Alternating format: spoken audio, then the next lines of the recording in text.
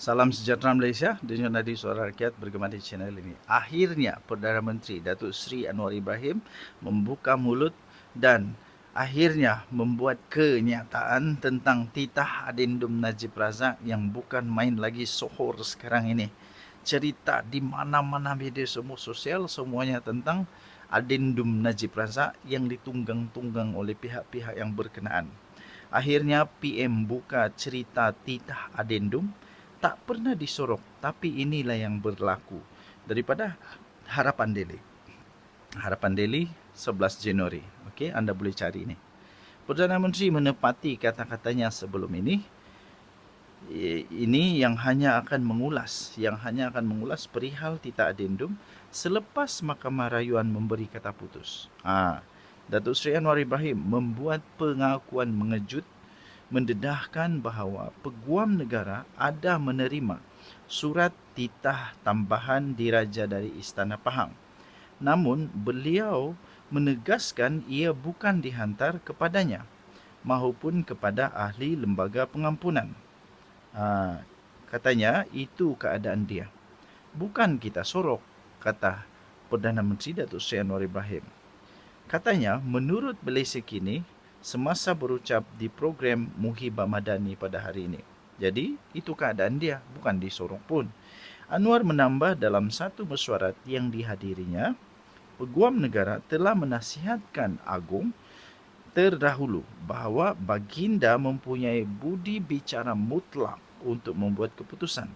Tetapi keputusan itu mesti dibuat dalam mesyuarat lembaga pengampunan, bukan di luar mesyuarat tersebut.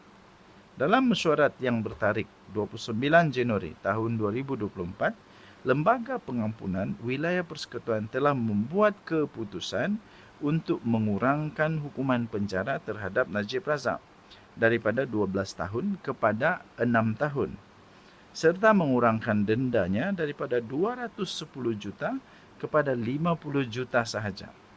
Sehari kemudian, pada 30 Januari 2024, Sultan Pahang, Sultan Abdullah Sultan Ahmad Shah menamatkan tempoh pemerintahan baginda sebagai yang di-Pertuan Agong ke-16.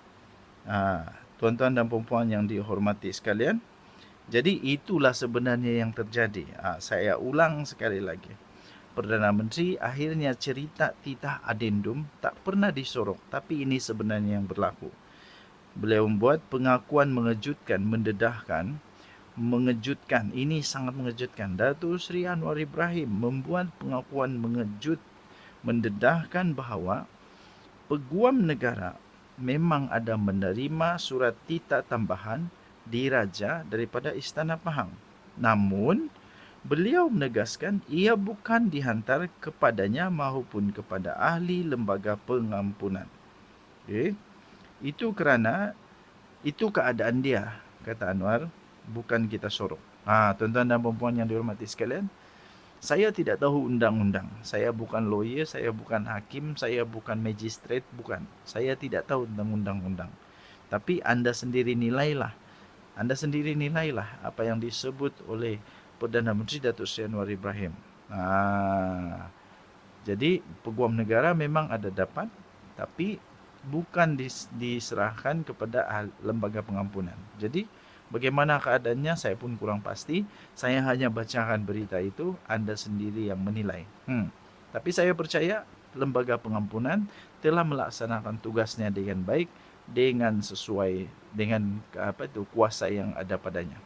Denyut Nadi Suara Rakyat bergema di channel ini. Jangan lupa tekan butang subscribe, like dan share. Kita jumpa lagi. Bye-bye. Salam sejahtera Malaysia.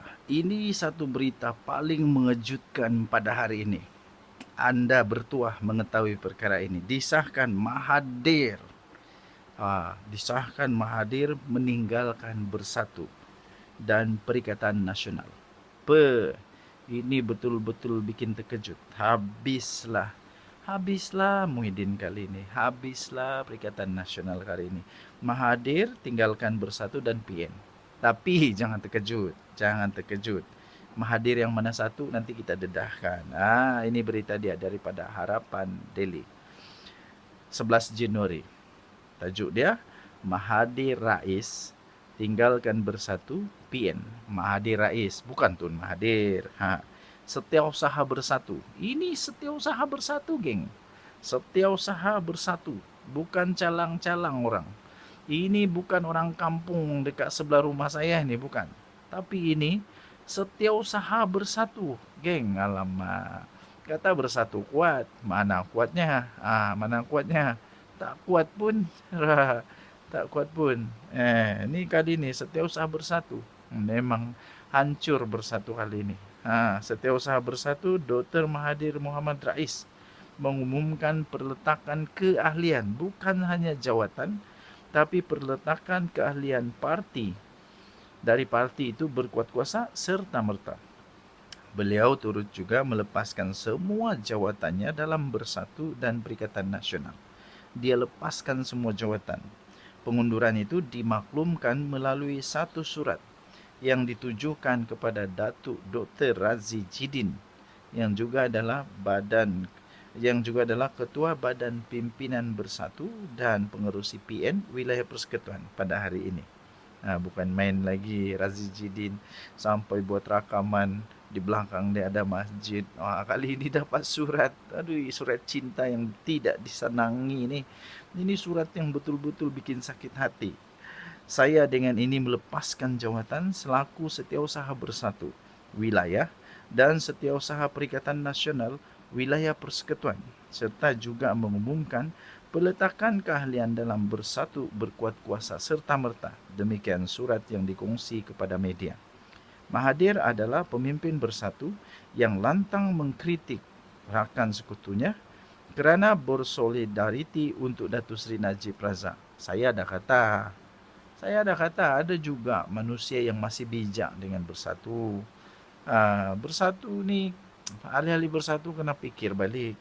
Dulu Muhyiddin Yassin bukan main lagi nak Najib Razak dikenakan tindakan.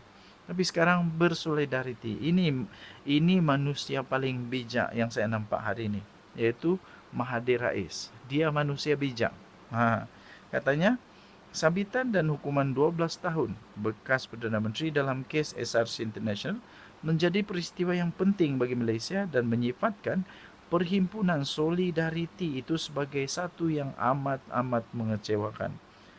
Katanya, laporan itu juga menyebut mengenai masa hadapannya. Mahathir berkata beliau masih belum menentukan untuk menyertai mana-mana parti. Saya fikir Mahathir perlulah ikut Pakatan Harapan.